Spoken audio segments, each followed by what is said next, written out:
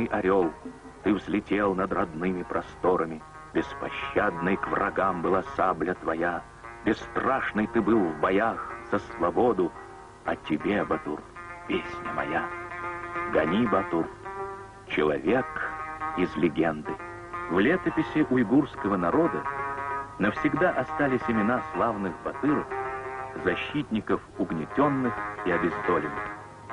Среди них светлое имя Гани Мамадбакиева. Родная земля помнит подвиги Гани Батура. Сейчас этот край называют Синьцзянь, но старинные карты хранят его прежнее имя — Шарки-Туркестан, Восточный Туркестан. Здесь еще до нашей эры существовало древнее уйгурское государство. Развивались ремесла, искусство, архитектура. Была своя письменность.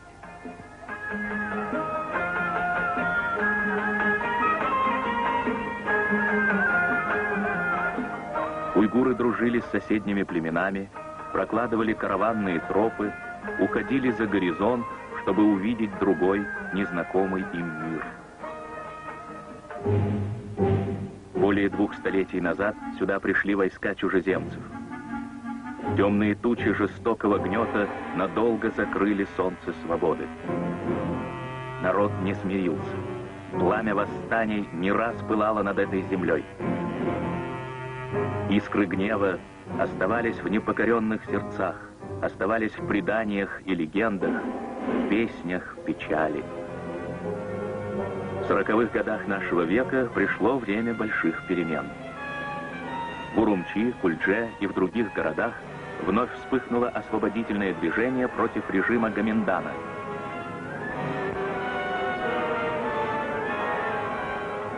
Мы встретились с участниками тех незабываемых событий, говорит народный генерал Зунун Таипов. Шарк Түркістан өкіметі құрылмастан бұрын мен заводта işçi болып işledim. Ondan кейін biz Махби тәшкилатын құрдық. До создания Восточно-Туркестанской республики я был рабочим одного из заводов. Мы создали подпольную организацию в Кульдже, нападали на гоминдановцев. В это время Гани Батур и Фатых Батур собрали в горах партизанские отряды.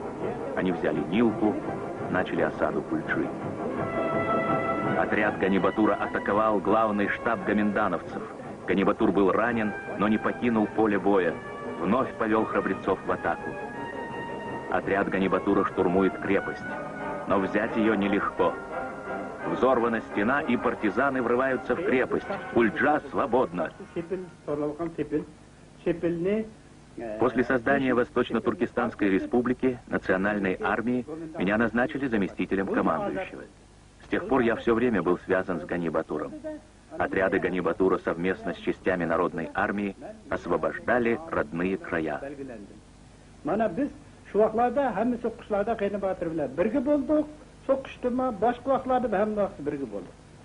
Şarkı Türkistan hükümeti Gani Batır'ın kahramanlığını мәдихилеп За воинскую доблесть Гани Батуру присвоено звание народного героя.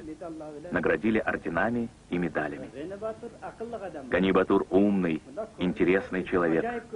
Высокий, широкоплечий. Когда он садился на коня, казалось, что это сказочный богатырь. Радостно встретил народ рождение республики.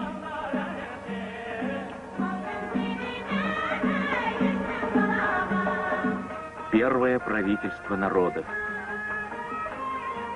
Первый парад народной освободительной армии. Этих людей объединила вера в силы и стойкость народа, вера в светлый завтрашний день. От Китайской стены до Седого Тяньшаня все знали имя Гани Батура. О нем слагали легенды, писали в книгах, пели песни о подвигах храбреца.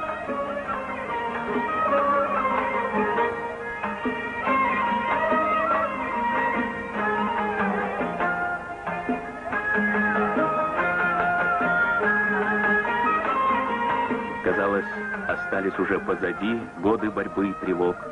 На древней земле начиналась новая жизнь. Советский Союз помогал строить заводы, плотины, электростанции.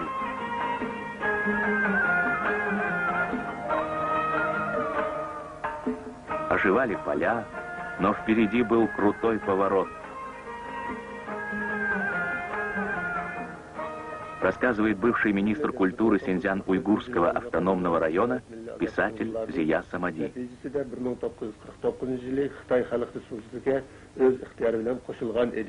1949 году Восточный Туркестан добровольно вошел в состав Китая.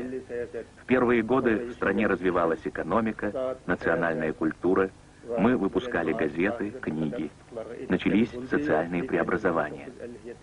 Однако уже с 1957 года маоисты начали проводить политику подавления самосознания уйгуров, других национальных меньшинств. Они подвергали репрессиям и гонениям представителей народной интеллигенции.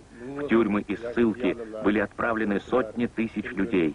Особенно усилились эти гонения в период так называемой культурной революции Мао Цзэдуна.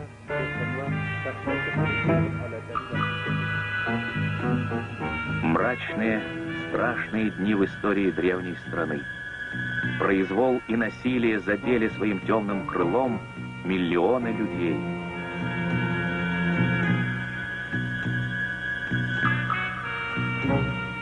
Мнимых преступников казнили и на площадях городов Восточного Туркестана. Еще вчера они были героями жарких боев за свободу.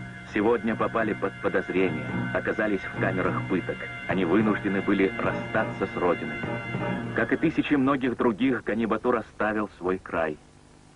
Говорит Ашир Вахидов, один из вожаков молодежного движения в Восточном Туркестане.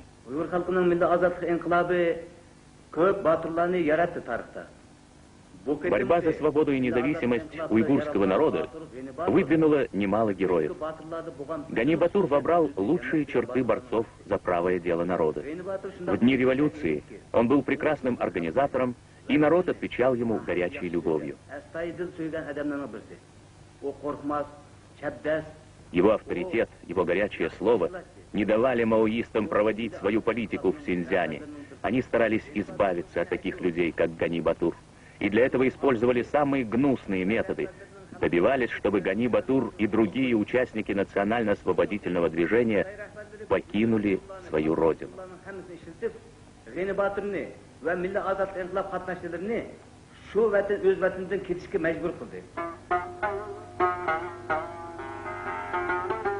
Они покидали родные края, спасаясь от пули, тюрьмы, ссылки в безлюдные степи. Советские люди с открытой душой приняли беженцев из Синьцзяня. Они нашли приют и на казахской земле.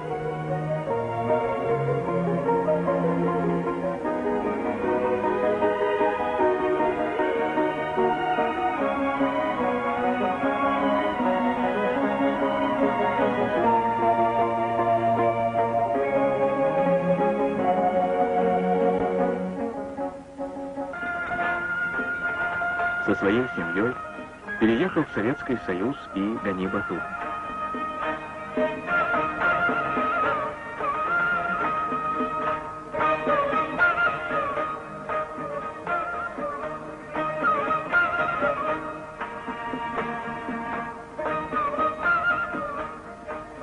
Ben özüm Şarkı Türkistan'da doğulgan.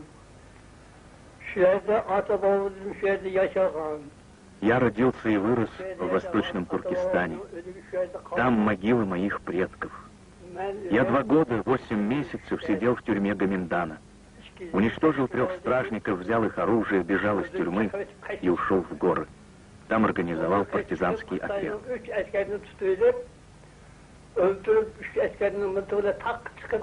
Мы храбро сражались за счастье народа.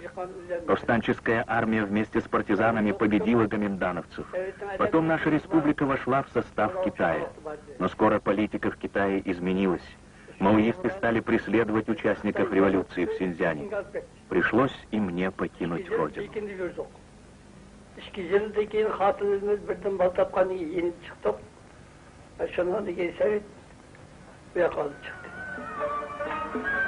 Гани Батур всегда рад этим встречам. К нему приезжают товарищи по совместной борьбе, деятели культуры, писатели, музыканты.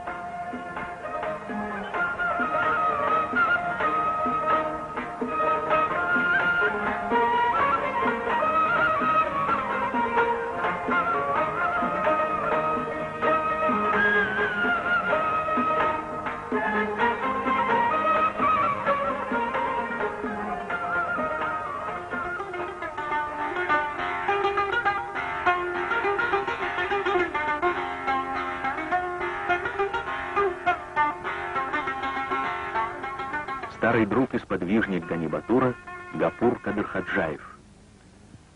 Müze güzel nakşini seni otur, beni kam Volca'da uçuraşka yerde moşin itiratti. Эту песню очень любит Ганни-Батур, Гани Ака. Мы часто встречались в Синьцзяне, встречаемся и сейчас. Я играю, и мы вспоминаем нашу родину, родные места. Спасибо советским людям, казахскому народу, что приняли нас как родных. Мы живем здесь, как все.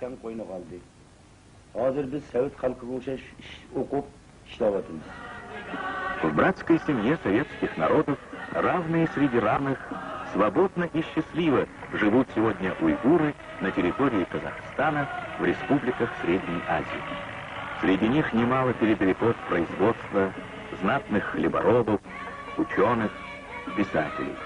Самые высокие урожаи кукурузы в Казахстане получает герой социалистического труда Марьям Ниязова. Один из лучших колхозов республики возглавляет Эмир Билалов.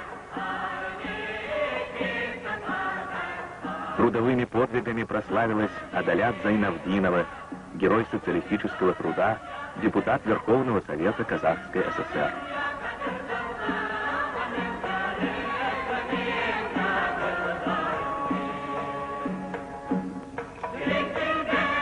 Дети уйгуров обучаются на родном языке.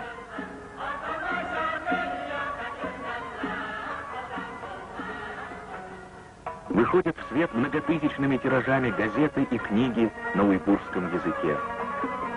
Важнейшие проблемы истории, языка и культуры родного народа изучают сотрудники крупного отдела уйгуроведения Академии наук Казахской ССР. Отдел возглавляет член-корреспондент Академии Гужахмед Садвакасов. Член-корреспондент Академии педагогических наук СССР профессор Мурат Хамраев. О боях за свободу народа, о новой жизни рассказывают книги уйгурских прозаиков и поэтов. Они желанные гости у своих читателей.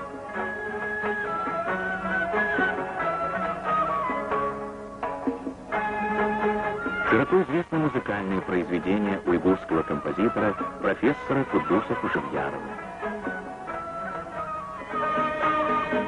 Родные, с детства знакомые песни, задорные танцы. В селах немало кружков художественной самодеятельности, где раскрываются народные таланты.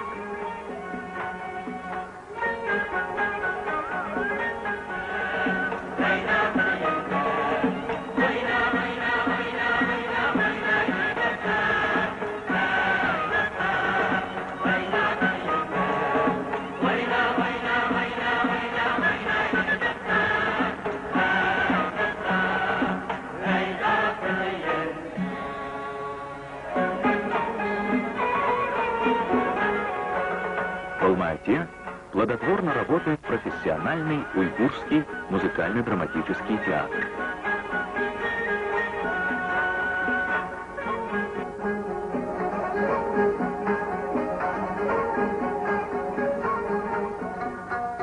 Активный участник памятных революционных дней в Восточном Туркестане Зайниддин Юсупов. Здесь он получил специальное высшее образование, стал видным художником. Этот путь труда и учебы, созидания, творчества прошли тысячи тех, кто вырвался из-за кордона. Они стали врачами, инженерами, учеными.